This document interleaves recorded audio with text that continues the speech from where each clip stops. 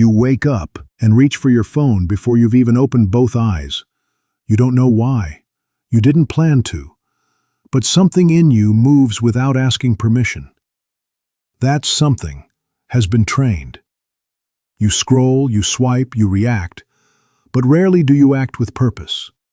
And then, as the day ends, you wonder why you feel so empty, why nothing got done, why you're still stuck in the same cycle of regret and distraction. And you tell yourself the same lie again. I'm just lazy. But let me speak plainly. You're not lazy. You're under siege.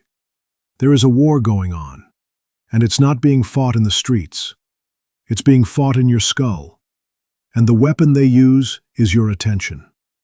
You see, the modern world has become expert in one thing: engineering your distraction.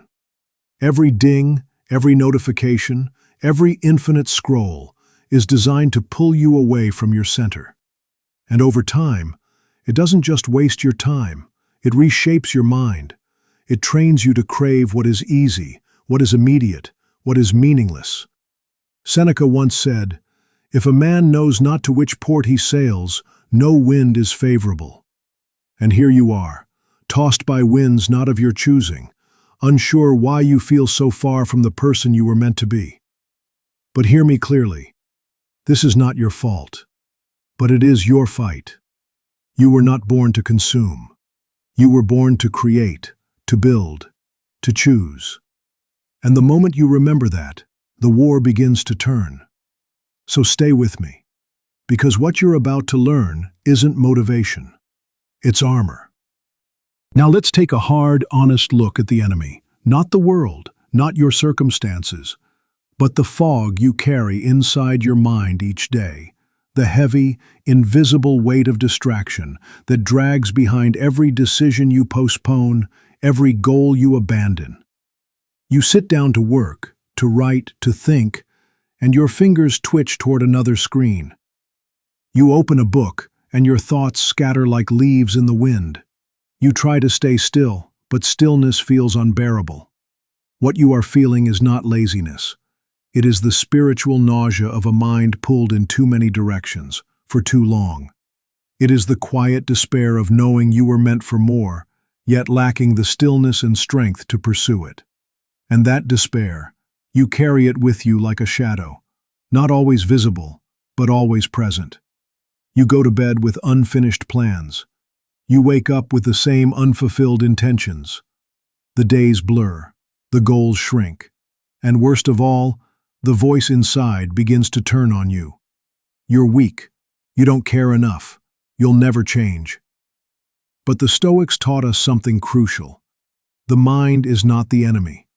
It is the battlefield, and you must never mistake confusion for weakness, nor silence for failure. You are not failing because you are unworthy. You are failing because you are unarmed, because no one taught you how to guard your attention, how to resist the seduction of ease, how to carve clarity out of chaos. Every app you open, every dopamine spike you chase, every urgent nothing you obey, it is one more step away from your true self. And here lies the great tragedy.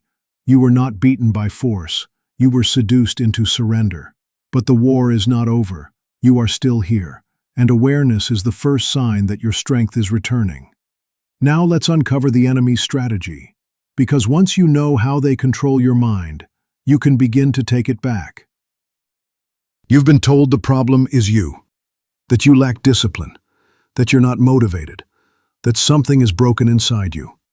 But let's stop and ask, what if your mind is not malfunctioning? What if it's simply overwhelmed? There's a truth buried beneath your confusion, and it's this. Your brain has been hijacked. Not by some villain in a black cape, but by systems, platforms, and technologies engineered to exploit a very real part of your biology, your dopamine system. You've heard the word before, dopamine. Most think it's the pleasure chemical, but they're wrong. Dopamine is not about pleasure. Dopamine is about pursuit. It's the neurochemical of wanting. The mechanism that once drove your ancestors to hunt food, explore new lands, build civilizations. Today, That same ancient circuitry drives you to check your phone 96 times a day. Let me show you how it works. Every notification you get, every like, every reel, every swipe, gives your brain a hit of dopamine. Not because it's rewarding, but because it promises reward. And that anticipation is the trap. You've been conditioned not to find meaning, but to chase stimulation. And the more you chase, the more you need. What once excited you no longer satisfies you. The pleasure diminishes, but the craving grows. And then the cruelest trick of all, the very system that bombards your mind with endless stimulation, is the same system that blames you when you can't focus. Let me be clear, this is not weakness. This is neural exhaustion. This is what happens when your mind is dragged day after day through a labyrinth of hollow desires and synthetic urgency. Seneca warned us centuries ago, "No man is more unhappy than he who never faces adversity, for he is not permitted to prove himself." And today, the adversity is invisible, but relentless. It is the war of false urgency, the war of stolen focus, the war of the self divided against itself. But there's good news, because just as the mind was trained into chaos, it can be trained back into clarity. The fog is not permanent, and what you call failure may actually be the moment before awakening. Let's now begin that awakening. Let's talk about how you win this war, not by running faster, but by standing still with purpose. The path to mastery begins with reclaiming your mind. Now that you see the battlefield, it's time to reclaim your ground. Understand this. Your mind was not built to endure constant stimulation. It was designed to focus, to build, to direct. And every moment you spend lost in reaction is a moment you abandon your responsibility to lead your life.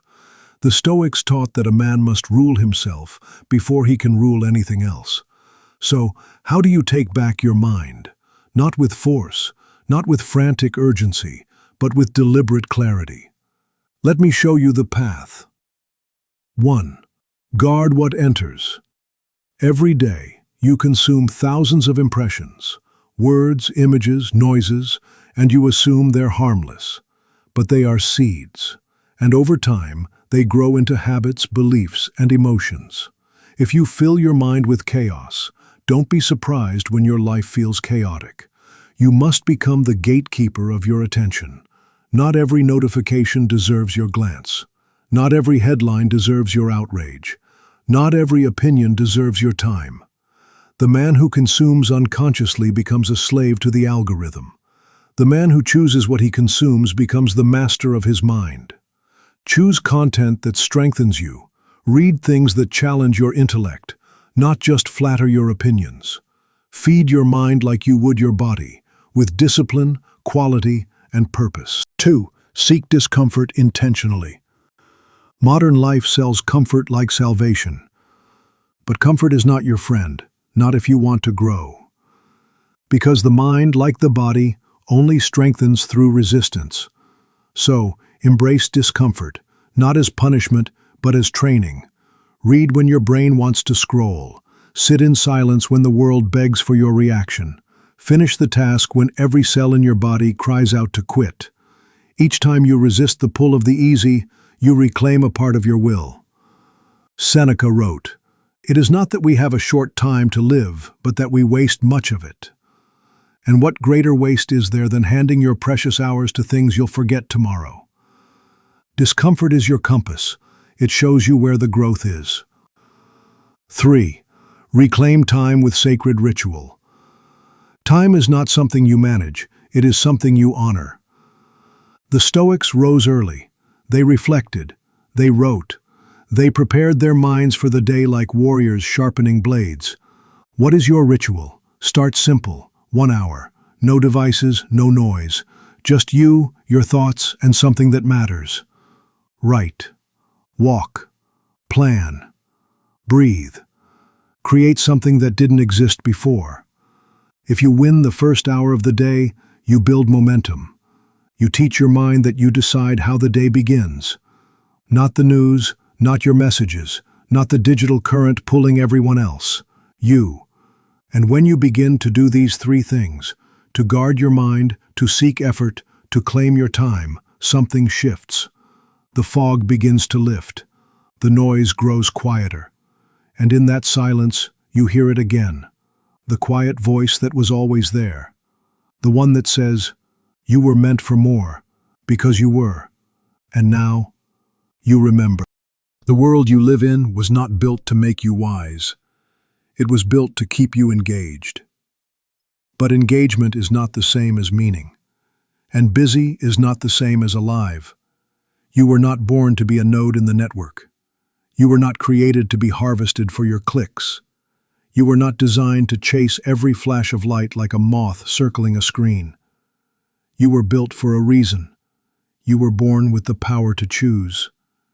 Choice, that's what they've tried to dull in you. Not by force, but by distraction. Because the man who is constantly distracted never stops long enough to question where his life is going. He doesn't look in the mirror. He doesn't listen to his own thoughts. He just scrolls. And so, the war for your mind continues, quietly, invisibly, until you wake up and say, no more. No more chasing false urgency. No more surrendering my will to algorithms. No more mistaking noise for clarity, stimulation for success, or laziness for failure. You are not lazy. You are untaught, untrained, but you are not broken. And now that you know the truth, your ignorance is over. Now the responsibility is yours, because the Stoics were right. A man is as free as his mind is disciplined. This is not about motivation. This is about sovereignty. Will you continue drifting, a passenger in your own life? Or will you take the wheel, no matter how late the hour? The war is not won in a day, but it is won with every decision. You just made one by listening. Now make another. Rise. Think. Act. Reclaim your mind, and your life will follow.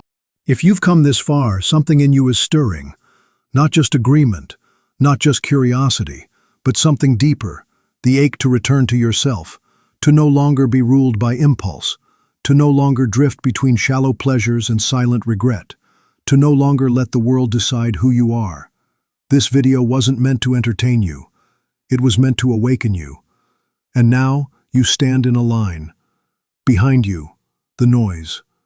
Ahead, the path. Not easy, not loud, not popular, but yours. Most will scroll past. Most will forget everything they've heard by nightfall. But a few, a rare few, will choose to train the mind like a muscle, to master the hours instead of surviving them, to walk straight into discomfort, not to suffer, but to transform. Because discipline is not about punishment, it's about remembrance of who you are, of what you were born to do, of the kind of soul you once dreamed you'd become. The hidden war for your mind is not over, but now you're no longer a passive casualty. You're a combatant, a student of your own will. And in the next chapter, we go deeper, not just into the outer world of distraction, but into the inner world, where your thoughts become stories, your stories become beliefs, and your beliefs, they build your entire life. So I ask you now, will you continue letting the world think for you, or will you learn how to think for yourself? The next battle is within, and it begins the moment you decide.